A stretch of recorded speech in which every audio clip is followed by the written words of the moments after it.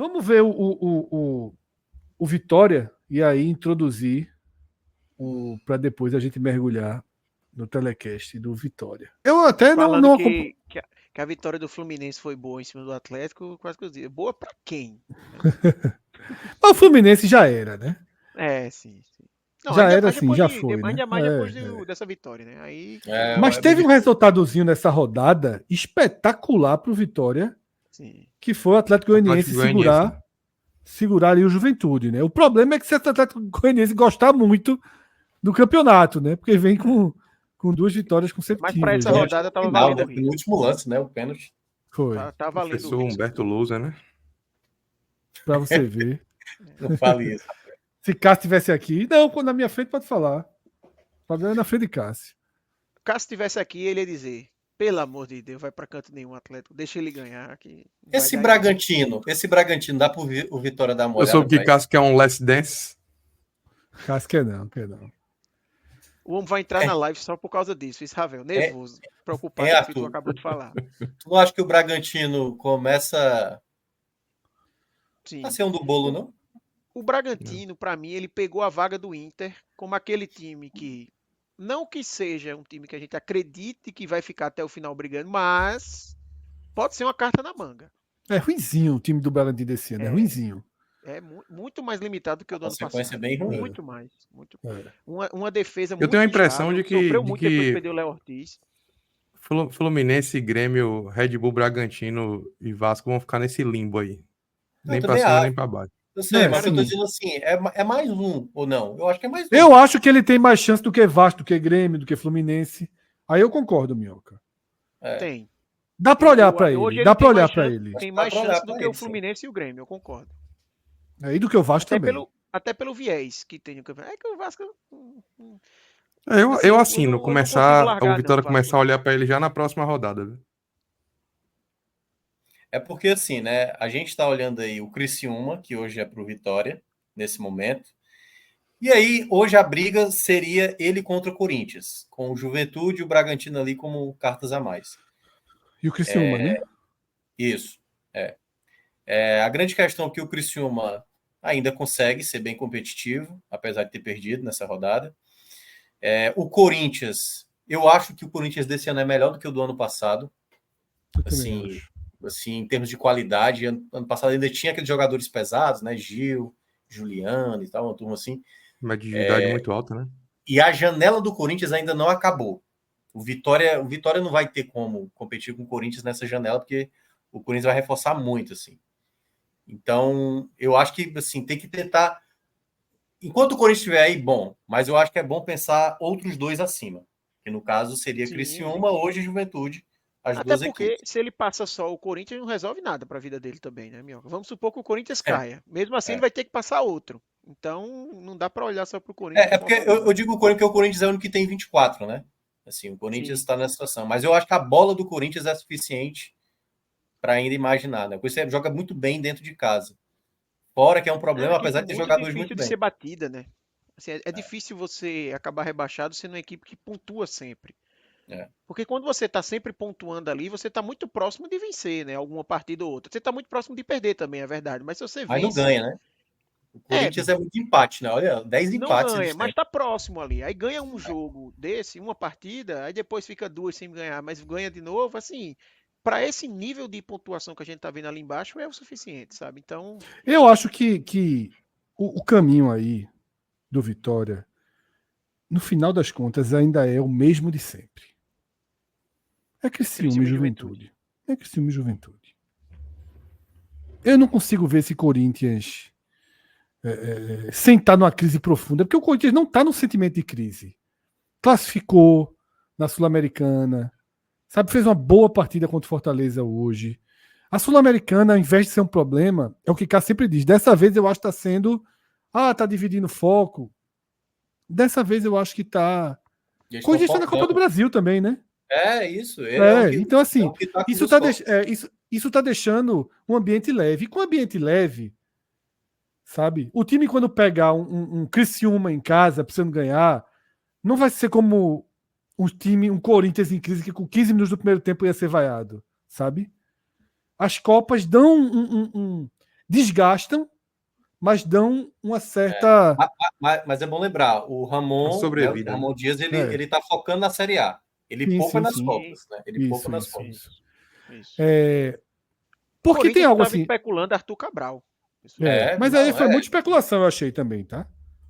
Não paga ninguém assim, o Corinthians, pô. É foda também. Se não paga ninguém, pô. Eu tô doido pra saber do dia que o Iroberto entrar na ação na FIFA pra cobrar. Porque pagar mais de 1,5 milhão no Iroberto é dinheiro demais.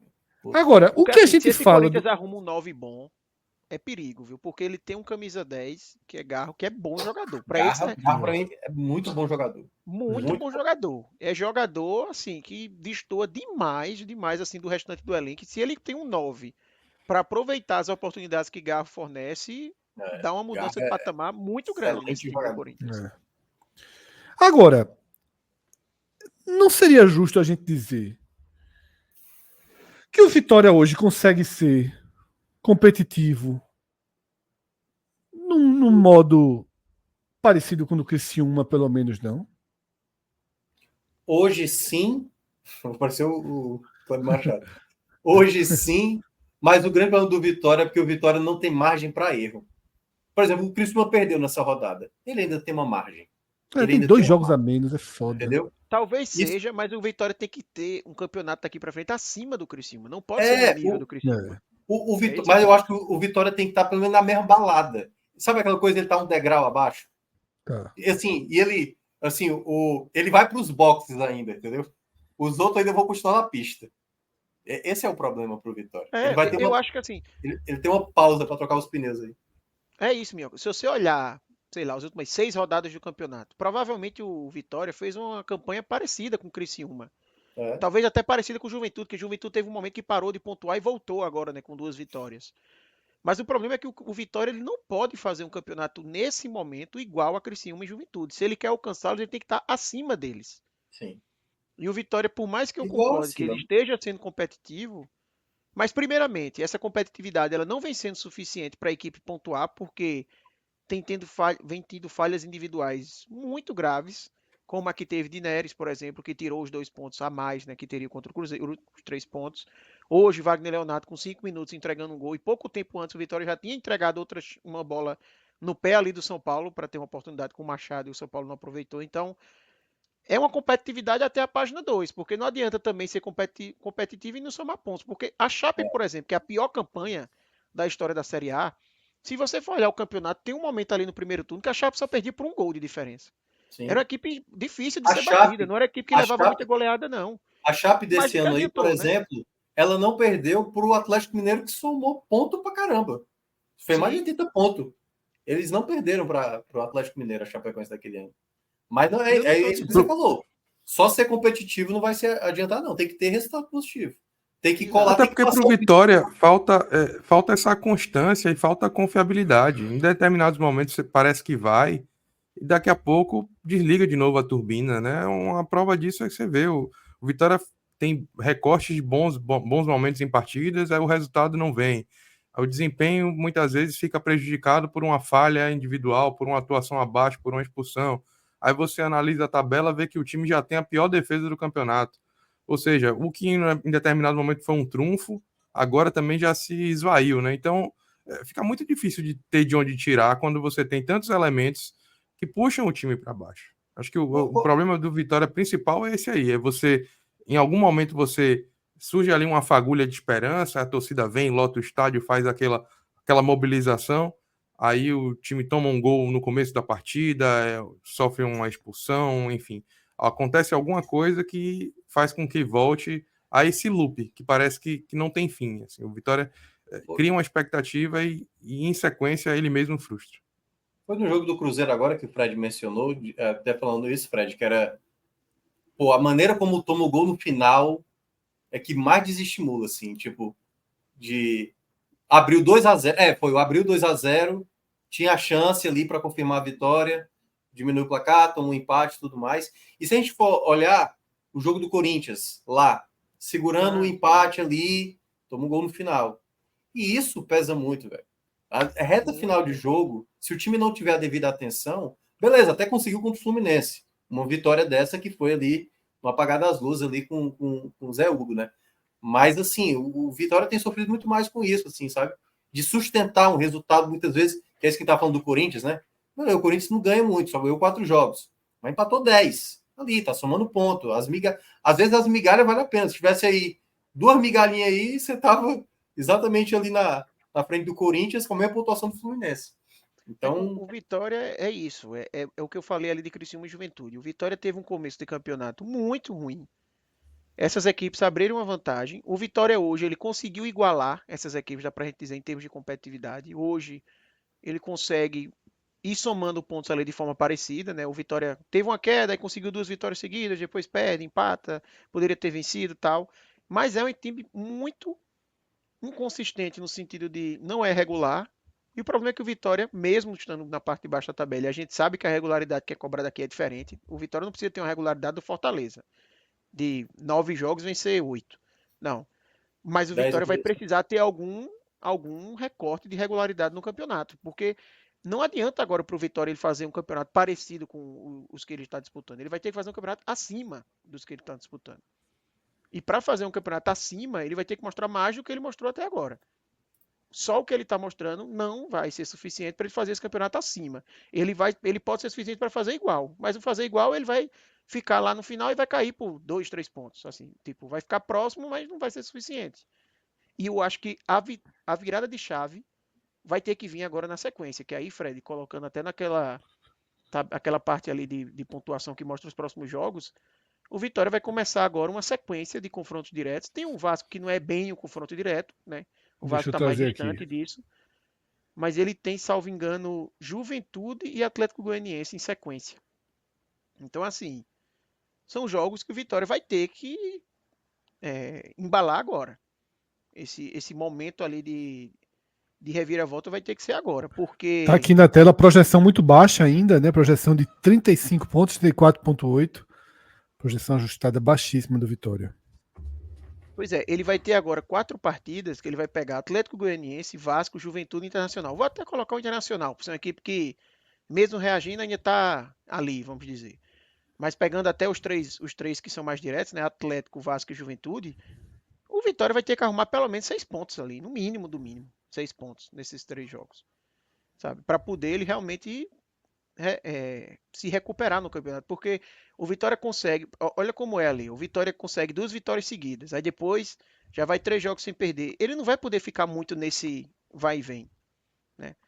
E esse momento agora, se ele não consegue, para além dele não somar os pontos e depois vai vir um recorte mais complicado da tabela, para além disso, tem o fato de que ele vai estar recuperando concorrentes diretos, né? Se o Vitória perde do Atlético Goianiense, por exemplo, nessa próxima rodada jogando fora de casa, fica numa Mas situação que é capaz de o Vitória esse terminar essa jogo, sequência na o jogo do lanterna. Vasco é primeiro, viu, Arthur? Primeiro é Vasco, depois Atlético. Ah, tem primeiro, É porque às vezes inverte, É que eu tava na cabeça o Vasco mesmo. Você falou certo e depois porque a data que o Pedro colocou aí é a 25ª rodada depois da 26ª, mas é antes. É isso, ele vai pegar o Vasco, depois tem o Atlético e Juventude. Então, é isso, é o que eu falei. Tem que fazer pelo menos 6 pontos, que eu acho que o ideal seria até 7, assim, né? Mas eu acho que 6 pontos tá ok. Não pode mais passar para frente ali essa recuperação. E se um possível, Vitória que precisa contratar. Mas não vai, né? Porque o elenco do Vitória não é suficiente. Tem uma semana aí, vai ter que contratar, porque, por exemplo, você pega o Atlético Goianiense, né, que conseguiu agora 2 vitórias seguidas.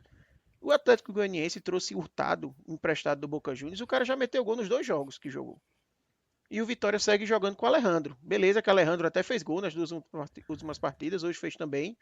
Mas não é um centroavante para ser o cara referência de ataque do Vitória e passar tranquilidade para a Série A. Ele é um cara útil, eu defendi ele aqui em vários programas até, que ele é útil. Mas o Vitória parece que nem se preocupa com a posição de camisa 9, sabe? Nem tem basicamente um reserva de Alejandro se tiver qualquer problema. Então, tem que se mexer. Eu sei que é difícil, mas o Atlético Goianiense, que está com muito menos esperanças no campeonato, conseguiu trazer um cara que está ajudando, né? Então, vai ter que se mexer também o Vitória para conseguir algo parecido. o Atlético Goianiense querendo voltar pro jogo, né? Querendo voltar, mas ainda longe. Agora eu vim falando, de futebol ele não é tão ruim, não.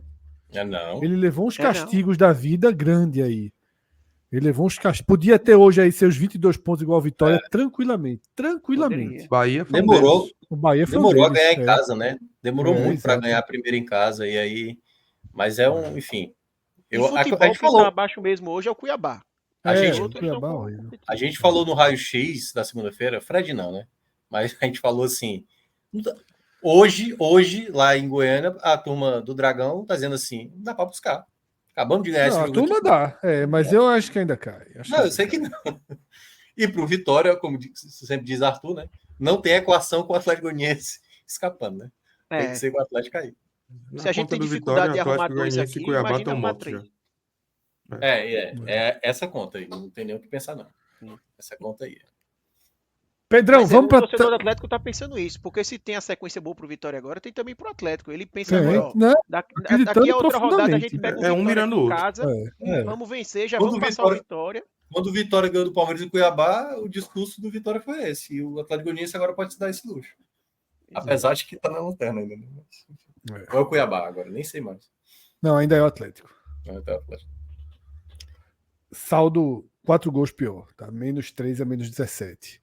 Pedro, pode trazer para a tela a matéria do NE45 para a gente falar do Vitória, tá? Minhoca e Ravel, obrigado aí pela participação. A gente finaliza aqui com o Arthur para analisar essa derrota de cabeça erguida, né, Arthur? Do Vitória contra o São Paulo, mas cabeça erguida nesse momento do campeonato não vale muita coisa, né, meu velho? O que vale é ponto. Um ponto jogando horroroso, né? Vale mais do que aí. Mas ainda que eu tenha trazido mais isso. Ou menos, viu, Fred? Mais ou menos. Mas o que eu quero dizer é o seguinte: em algum momento teve a sensação de que será, vai dar, né? Depois que faz o gol ali do 2-1. Sim. Mas vamos começar justamente por esse cabeça erguida marromeno, né? O que é que o placar engana, então? Eu digo cabeça erguida mais ou menos porque o Vitória fez um primeiro tempo muito, muito, muito fraco. Né? Então, dá até uma sensação ali no final pelo placar e porque teve nos últimos minutos algumas chances ali que o Vitória não conseguiu aproveitar por uma limitação. Não chegou a ser aquele lance de gol porque o Vitória não conseguiu chegar na concretização da jogada. Mas teve algumas situações. Mas eu acho que assim, a derrota foi bem justa e olhando pelo aspecto do torcedor do São Paulo, o torcedor do São Paulo pode até ter bastante raiva assim pelo que foi o jogo, porque o São Paulo flertou com o risco bem mais do que deveria, até pelo que jogou na partida. Né? Mas fazendo a análise desde o início, hoje, Fred, era mais um jogo, querendo ou não, de oportunidade para o Vitória, porque ele pegou um São Paulo quase que B, talvez os únicos titulares que o São Paulo teve hoje foram Caleri e Lucas Moura.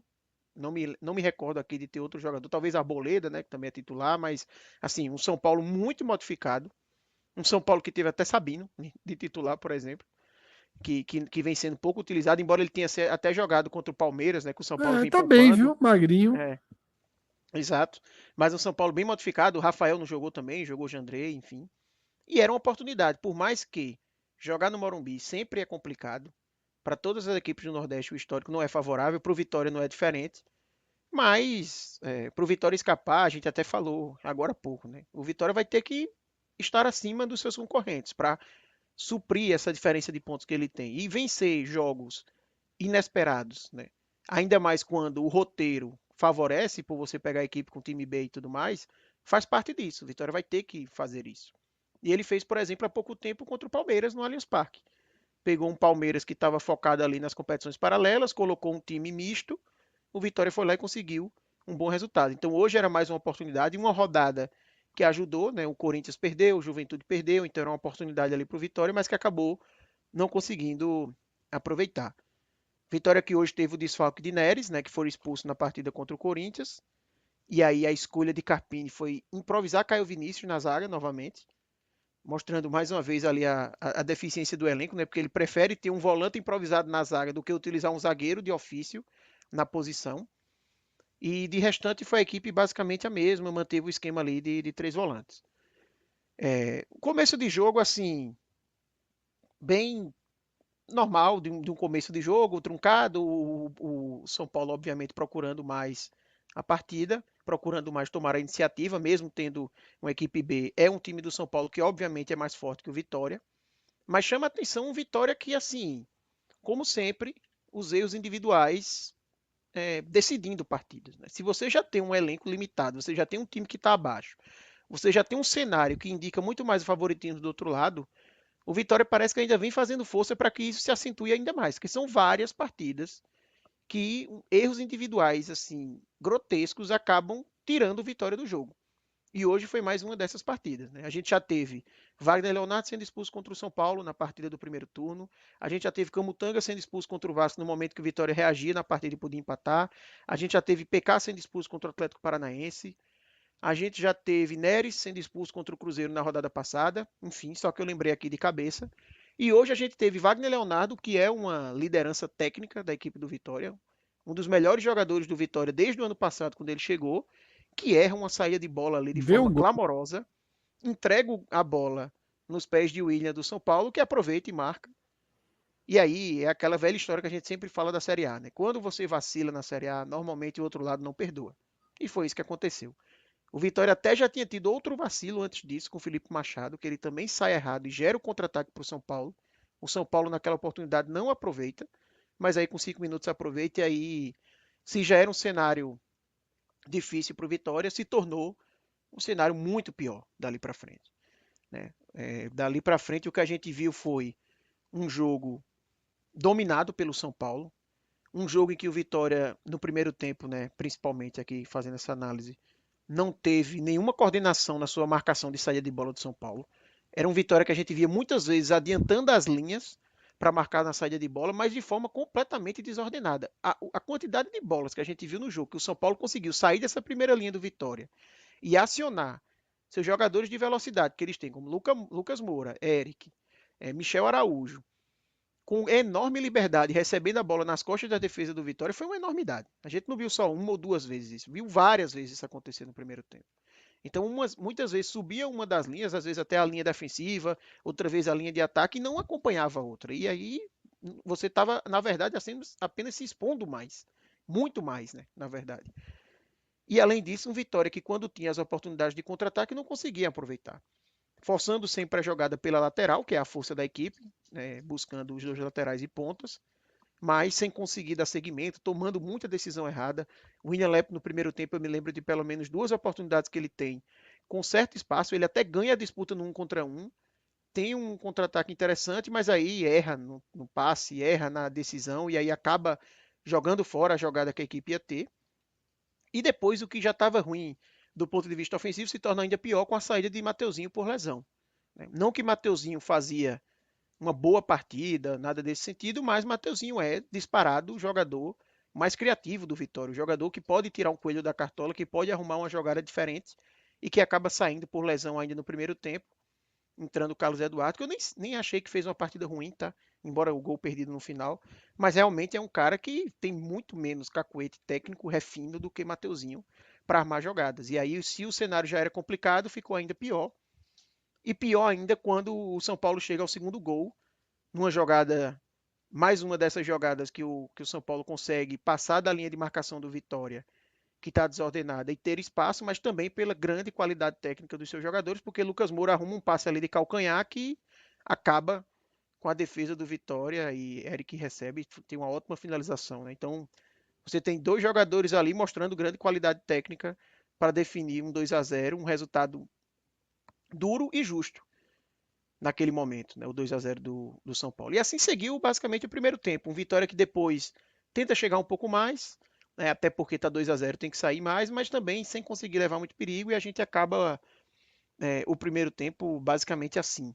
Né? Um Vitória que, por mais que tivesse jogado com 3 volantes, levou 2 gols de fora da área em finalizações com espaço nas 2 vezes. Então isso mostra como havia um problema, claro, ali na equipe. Né? Não estava funcionando.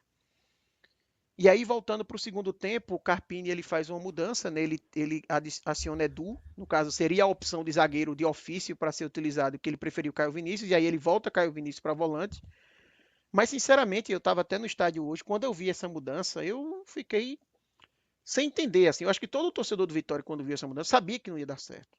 Porque Caio Vinícius é um cara que, jogando como volante no Vitória, talvez tenha funcionado em algumas poucas partidas de nível técnico muito baixo no Baiano. Fora isso, não funcionou.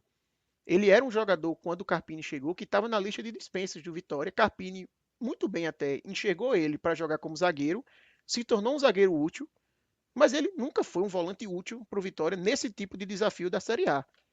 Tanto é que não funcionou que 8, 7, 9 minutos depois, o próprio Carpini conserta, tirando Caio Vinícius, para colocar Leonardo, salvo engano, ali um volante. Então, uma mudança que eu não vi sentido.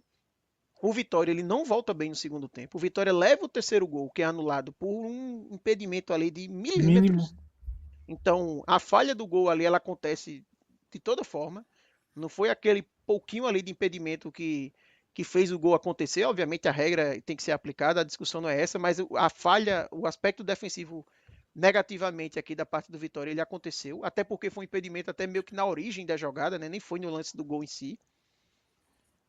O gol é anulado, o Vitória se mantém a partida, tenta sair um pouco mais uma vez jogando pelas laterais, e aí consegue encontrar um pênalti numa jogada de Lucas Esteves pela esquerda. Com o pênalti, o Vitória marca com o Alejandro. Aí acontece o que você falou, né? Talvez. Pronto, é isso que eu ia dizer, a minha cabeça erguida é só daqui pra frente, né?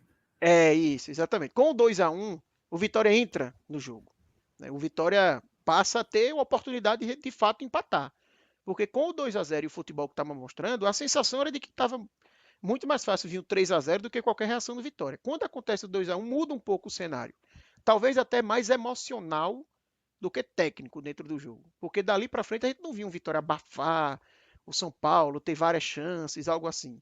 Mas, emocionalmente, você era uma equipe que tinha 2-0, vira o 2-1, e o Vitória era uma equipe que estava meio morta na partida e consegue uma possibilidade de ficar mais próximo. Né? Dali para frente, obviamente, o Vitória se lança, tem até fica um pouco mais com a bola, tenta chegar, mas não consegue. No final da partida, ele acaba tendo até algumas possibilidades, mas esbarra na limitação técnica ali, claramente. Né? Você tem um lance com o Janderson que ele recebe, gira, tem uma finalização de fora da área, a bola vai para fora. Depois você tem outra tentativa com o Janderson que ele toma a decisão errada ali no contra-ataque. Você tem um lance de cruzamento que Sabino falha e a bola sobra para Carlos Eduardo. Então, é aquela história de que meio que todo mundo vai falhar. Todo time vai ter uma falha em algum momento. A questão é a sua capacidade de aproveitar isso. Quando o Vitória falhou no começo do jogo, o São Paulo foi lá e aproveitou. Quando o São Paulo falhou com o Sabino e deixou o Carlos Eduardo numa boa condição de chute, ele furou. E acabou desperdiçando o que talvez tenha sido a melhor chance do Vitória de empatar o jogo, né? Que não chegou nem a ser concretizada, porque ele dá uma furada ali bizonha, né? na reta final da partida. Depois disso, ainda tem um cruzamento na área que a bola sobra para Leonardo e ele tenta finalizar de primeira, e aí, a finalização também, a bola sobe muito mais do que toma a direção do gol. Então, é um Vitória que tenta chegar um pouco mais, mas também que não fez por onde, né, chegar no empate. Né? Ficou muito parado nas suas limitações. Então, por mais que tenha tido uma evolução no segundo tempo, é claro que o segundo tempo do Vitória foi melhor do que o primeiro, até porque o primeiro, como eu falei aqui, foi muito ruim. Mas eu acho que tem muito ali de ter saído o gol no pênalti, numa jogada que a gente nem sabe se ia levar tanto perigo, né? Um vacilo ali de Eric de São Paulo que acaba causando pênalti. E Eric faz os pênaltizinhos na carreira, viu? É, exatamente. Ele tem esse problema. E um São Paulo, Fred, que verdade seja dita, depois de ter um 2-0 no placar e depois de ter o 2-1, até poupando alguns jogadores, porque Lucas Moura e Caleri, por exemplo, já tinham saído, que eram talvez os dois únicos titulares que estavam jogando, que cozinhou mais o jogo, né? Você pode dizer que o Vitória não sofreu tanto no segundo tempo, mas também porque o São Paulo pouco foi ao ataque, né? Pouco se expôs também. Foi um São Paulo que negociou mais o 2-1, 2-0 quando tinha o 2-1, do que buscou marcar mais um gol na partida. Então, é importante ter isso na análise. Porque analisar apenas que o Vitória evoluiu no segundo tempo, sem ter no contexto que já estava 2-0, fica uma coisa meio até perdida. Então, realmente, a equipe teve um segundo tempo um pouco melhor, mas longe de ser o suficiente, longe de ser o necessário para conseguir o resultado. É mais uma oportunidade que escapa. E outro ponto até que eu queria comentar é que, assim, chamou a atenção em alguns momentos o quanto o Vitória parecia tranquilo no jogo. Assim, perdendo por 2-0 ou até quando estava perdendo por 2-1 e trocando passes na defesa, virando o jogo. Aí tinha a bola no meio campo, voltava. Eu entendo que isso é o estilo de Carpini, tem muito do estilo de Carpini, ele já falou muitas vezes em coletiva que ele quer ter a posse de bola porque ele acha que é a melhor forma da equipe se defender. Ele tendo a bola, ele não está correndo tanto risco. Então, já que ele é um time que não vai ter qualidade para estar sempre chegando ao ataque com contundência, ele não vai ter, ele tem adversários com qualidade que tendo a bola vão chegar com muito perigo. Ele cozinhar o jogo é uma forma também de ele controlar as ações e não correr tanto risco. Tudo bem. Mas a partir do momento que você está perdendo o jogo, você cozinhar tanto ele assim até me chamou a atenção. Tá? Eu estava, como eu falei, eu fui para o jogo hoje com alguns amigos torcedores do São Paulo e eles até comentaram isso. Parecia que o Vitória estava vencendo a partida em alguns recortes. Assim. E não apenas Às vezes é uma partida, forma de mas parecia sobreviver na partida, de diminuir. isso. É a filosofia de Carpini, diminuir o risco. Né? Exato. Segurar para quando for talvez no final, quando eu tiver na condição melhor, eu arrisco. Não vou me arriscar agora. Mas eu imagino que para o torcedor do Vitória assistindo deve ser algo, um exercício de paciência muito grande, viu? Porque você vê a equipe perdendo num cenário complicado no campeonato e jogando nesse banho-maria, realmente é complicado. Mas eu acho que é isso, Fred. Em resumo, é um Vitória que mais uma vez não foi suficiente, mais uma vez não conseguiu entregar o que precisa. Até casando com o que a gente falou ali quando eu estava fazendo a análise de pontuação.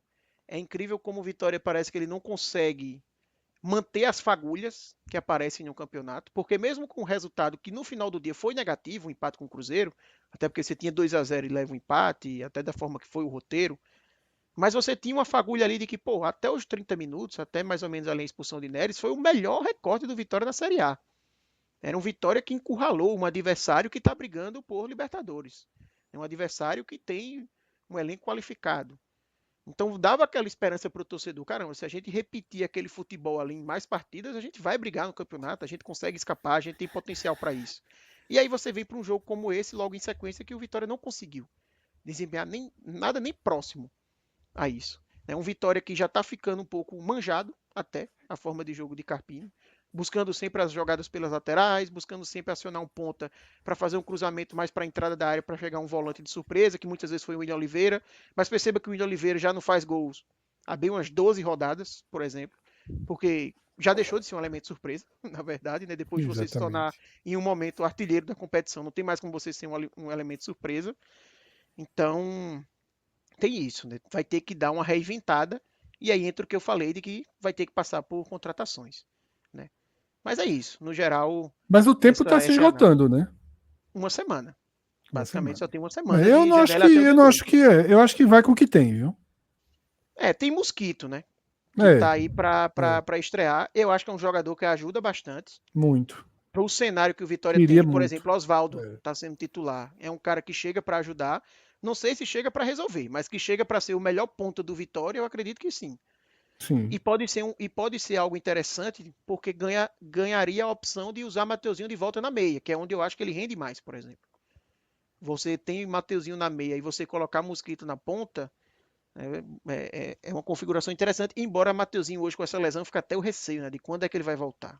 Porque se for uma lesão, pelo menos ali grau 1, já fica pelo menos o quê? 2 rodadas fora. Se for grau 2, pelo menos mais 1 ou 2 fora. Então, tem essa preocupação aí também do que aconteceu. É mais uma notícia ruim para o torcedor do Vitória hoje, essa lesão de Mateuzinho.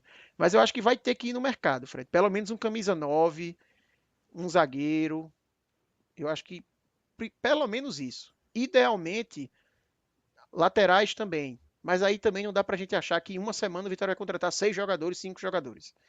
Então, mas eu acho que camisa 9 e zagueiro vale a pena buscar no mercado.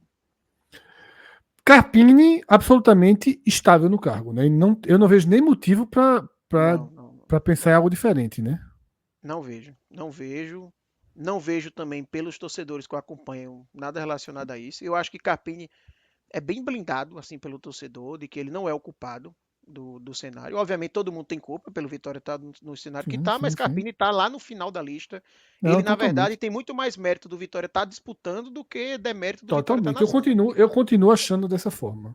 Eu não vejo mudança nenhuma assim na minha avaliação do bom trabalho que Carpini faz no Vitória, não, tá? Mim, talvez ele tenha errado em aceitar. Tá? Sim. Mas porque é uma missão muito difícil que ele assumiu, né? E na roda que veio depois, no giro que veio depois, ele poderia inclusive voltar para o Juventude, né? Talvez ele tivesse sido até um nome acima de Jair, não sei. Sim. Se ele tivesse no mercado, né? Porque ele tinha uma... O giro que veio depois foi um giro de melhor chance, né, no campeonato do que o próprio Vitória. Mas, para mim, ele faz um trabalho bem digno no Vitória. Tenho Eu gostado. concordo. Tenho Eu concordo. gostado do. E tem muito torcedor do esporte falando sobre isso, né? De Carpini. Não, porque chance seria um nenhuma. excelente Chance nome. nenhuma. É. Para mim, a única possibilidade é se ele emenda, por exemplo, 3 derrotas aí nesses confrontos diretos. Aí Isso. pode ser que. Mas a aí, se o diretoria Sport ainda olhe- estiver precisando de treinador daqui a 3 rodadas, é porque também já virou um time ruim de você pegar na Série B. Tá entendendo? Pode ser, faz sentido. Já não fica atrativo para o próprio Pra ele, né? Carpini pegar algo que tá. Até Uma coisa é porque pegar pro Sport e logo depois de Sosso, né? Com todo o desenho de que você vai pro acesso. Outra coisa seria agora, né? Agora Exatamente, não. porque Agora assim, ainda seria interessante, porque tem jogos a menos, sim. tal, né? Porque assim, se o Vitória engata uma sequência negativa agora em confrontos diretos, fica numa situação quase que insustentável no campeonato, já basicamente rebaixado. E aí, num cenário como esse, a análise de se o Carpini é culpado ou não, ela entra em segundo plano no pensamento da diretoria. Vai entrar naquela questão de, vale a gente tentar a última cartada ou aceita e monta um plano com ele pro ano que vem. Seria meio que essa a discussão. E aí, por isso que eu imagino que ele cairia. Agora, o que você falou é bem verdade, pensando no esporte, porque depois de dar um tiro, que a gente acabou de falar de risco com Vitória, eu não acredito que ele ia dar outro de Lógico, risco. não. Ele ia querer Né? uma jogada de segurança, uma equipe que desse mais Isso. sustentação para ele se recuperar no mercado. Né? Então, isso. Ou até não assumir nada esse ano. exatamente, ficar esperando pro ano Ele que vem. teria uma boa chance de pegar um Série A zerado ano que vem. Mas no geral eu acho que ele faz um bom trabalho sim. Tá? Tem críticas, eu até critiquei aqui, por exemplo, as mudanças que ele fez. Eu acho Sim, que a equipe mas, está pô, ficando manjada. Eu acho que a equipe precisa dar uma mudada ali na forma de jogar. Mas é o que eu falei. O que resume para mim, Carpini, ele tem muito mais mérito de fazer o Vitória competir muito do que mais, demérito muito e o mais. Eu Vitória acho que estar na zona. O Vitória está no jogo. E o Vitória está no jogo. Na 24ª rodada, em algum momento do campeonato, a gente achou que já não estaria. Tá? Vamos lá. Vamos para a análise individual aí dos jogadores do Vitória. Pode ir conduzindo, Arthur, começando por Lucas Arcanjo. Vamos lá. Lucas Arcanjo eu vou colocar como jogou mal, tá? Não vi uma culpa dele nos gols, mas levou 2 gols, não teve também nenhuma, não me lembro assim de nenhuma grande intervenção, uma defesa muito difícil. Algumas saídas de jogo ali, ele bem inconstante, né? Irregular. Então, por isso eu colocaria o jogou mal para ele. No geral, vai ser uma avaliação bem negativa da equipe do Vitória, tá? Vão ser exceções ali, as notas do razoável para cima. William Lepo, para mim, jogou mal também. Como eu falei, o William Lepo, eu acho que ele é um cara que apareceu bastante no campo de ataque do Vitória, mas errou muito. E aí eu só não coloco muito mal porque eu acho que ele foi uma válvula de escape, mas uma válvula de escape que ganhava os duelos de 1 contra 1, mas na tomada de decisão ele falhou bastante. Tem um lance no primeiro tempo que é talvez a primeira saída do Vitória, que está um campo aberto por ele, porque ele consegue se antecipar, ganha do marcador, mas aí depois ele tem Mateuzinho aberto, por exemplo, ele prefere arrumar um passe para o outro lado, completamente marcado, o Oswaldo recebe, não consegue nem dar tanto segmento à jogada. A jogada até segue, depois vai vir uma finalização sem perigo, enfim, acho que ele errou nessa tomada de decisão, iria para essa avaliação aí negativa para ele. Caio Vinícius também jogou mal, não teve tão seguro para mim no jogo. Ele também tem um lance, depois da saída errada de Wagner Leonardo, tem um lance que Caio Vinícius erra, mas não é um lance que gera gol. Não foi um erro assim tão claro como o de Wagner, mas também não foi um cara que passou segurança ali na zaga do Vitória. No geral, a zaga do Vitória não passou segurança para mim. Tá? Por mais que no segundo tempo não tenha sofrido, eu acho que tem muito mais a questão do São Paulo ter já a vantagem e não ter arriscado tanto do que um crescimento de rendimento, até porque rolou o terceiro gol. O terceiro gol, como eu falei, sobre o aspecto da defesa do Vitória, dá pra gente considerar que ele aconteceu, porque foi muito no detalhe ali a anulação. Wagner Leonardo muito mal, tá? Não tem como ser diferente. Por mais que seja um cara pilar do Vitória, a gente já trouxe aqui avaliações positivas para ele muitas vezes, mas ele errou duramente ali no lance do gol, um lance capital para a partida. E teve outros momentos também que ele não acertou na saída de bola, que ele vacilou. Então, uma exibição de Wagner Leonardo até das piores, assim, que eu me lembro de ter visto no Vitória, tá? Não é comum a gente ver Wagner Leonardo fazer essa partida que fez hoje. Ele é um cara tão regular e tão importante nessa equipe. Seguindo, Lucas Esteves, eu vou colocar o jogou bem. Talvez seja um dos únicos jogadores aí do Vitória que eu gostei na partida. É um cara que cresceu de rendimento bastante com o Carpini. Vale lembrar que o titular da equipe do Vitória no começo do ano com o Condé era PK. Lucas Esteves vem ganhando essa posição e vem bem, tá? Ganhou de forma justa. É um cara que vem conseguindo aí se destacar. E hoje a jogada do pênalti foi dele, mas teve outras bolas que ele subiu e participou. O único lance abaixo dele foi um lance que ele conseguiu errar o lateral 2 vezes seguidas. E aí teve reversão, que chamou a atenção. Mas assim, com a bola rolando, foi um dos caras que conseguiu chamar a atenção na equipe. No meio-campo, Ricardo Hiller, Felipe Machado e William Oliveira. Eu vou colocar. Jogou mal para os três, tá? Talvez Ricardo Hiller ficou um pouco abaixo dos outros dois. Talvez não, ele ficou abaixo dos outros dois, mas não sei se o suficiente para colocar. Dentro do mesmo bloco, né? Exatamente. Não acho que é suficiente para colocar ele como muito mal, por exemplo. Mas não foi uma boa atuação, como eu até falei. O Vitória jogou com 3 volantes e o São Paulo teve muita liberdade no meio-campo. As finalizações de fora da área do São Paulo, obviamente que tem o mérito do jogador, mas tem muito da marcação não funcionar e deixar o cara ter espaço de sobra para finalizar. E isso passa muito pelos volantes não terem funcionado como deveriam. Felipe Machado, talvez dos três, seria um que eu colocaria um pouquinho acima, porque é um cara que ajuda em bola parada, chegada ao ataque, ele sai um pouco mais para o jogo, mas eu acho que os três dá para manter ali no mesmo degrau, então por isso eu iria dessa forma. Mateuzinho, razoável, também jogou pouco tempo, mas eu acho que pelo tempo que jogou já dá para dar uma nota aqui. Participou pouco do jogo, mas das vezes que participou tentou algo. Nada demais ali também, mas o razoável eu acho que está de bom tamanho para ele. Oswaldo eu iria como jogou mal. Apareceu pouco no jogo, participou muito pouco. Poucas vezes que pegou na bola, não conseguiu dar seguimento assim com tanta qualidade. Também não acho que é o suficiente para colocar ele como muito mal, mas o jogou mal ali se encaixa bem.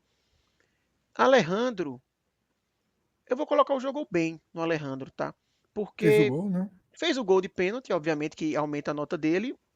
Recebeu pouquíssimas bolas, se é que recebeu alguma, assim. E às vezes que ele participou da jogada, ele conseguiu ser aquele cara que eu sempre elogiei aqui, de que participa bem do jogo, né? Que ganha disputas, que tenta segurar a bola, abrir o jogo. Ele é aquele centroavante que fica marcado por muitas vezes perder muitos gols, mas ele é participativo e eu acho que hoje ele teve esse papel. Então, somando isso ao gol que ele marcou ali, dá para colocar ele como uma conotação positiva, embora eu já tenha falado até mais de uma vez no programa que o Vitória precisa de um centroavante, né? Alejandro vem marcando gols nas últimas rodadas, mas isso não pode apagar a necessidade que o Vitória tem. Arthur, vamos com as reservas de trás do ataque para a defesa, já que a gente está falando do ataque. Vamos começar pela turma que entrou na frente, né? Boa. Carlos Eduardo, eu vou colocar razoável para ele. Porque, como eu até dei um spoiler quando eu estava fazendo a análise, Carlos Eduardo, eu acho que ele entrou bem.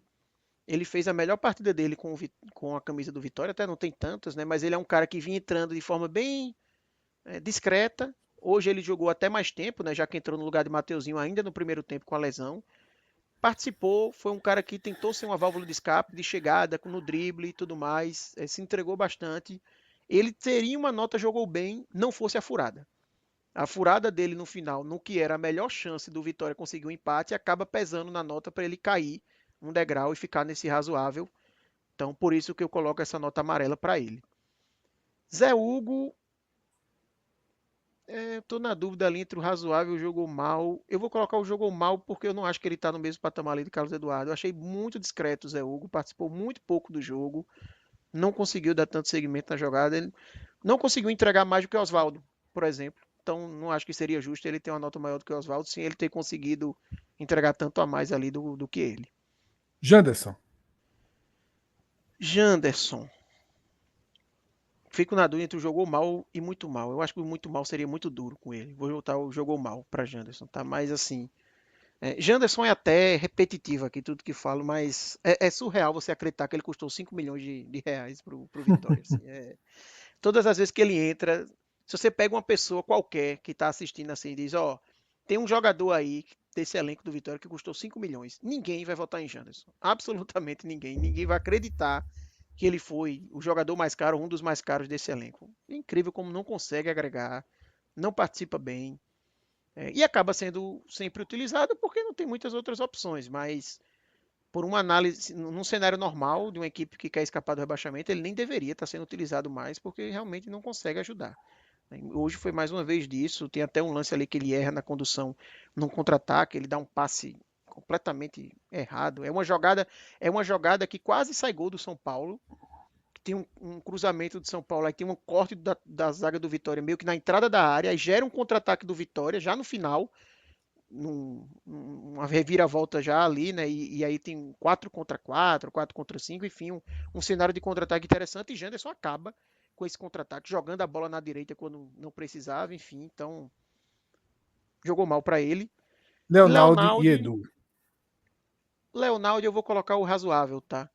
Eu acho que Leonaldo deu um pouco mais de sustentação ali ao meio campo, melhor do que vinha acontecendo com Caio Vinícius, por exemplo, que está até invertido, né? Leonaldo, na verdade, entrou no lugar de Caio Vinícius e é do lugar de Ricardo Hille, mas enfim, não tem problema, mas só para comentar.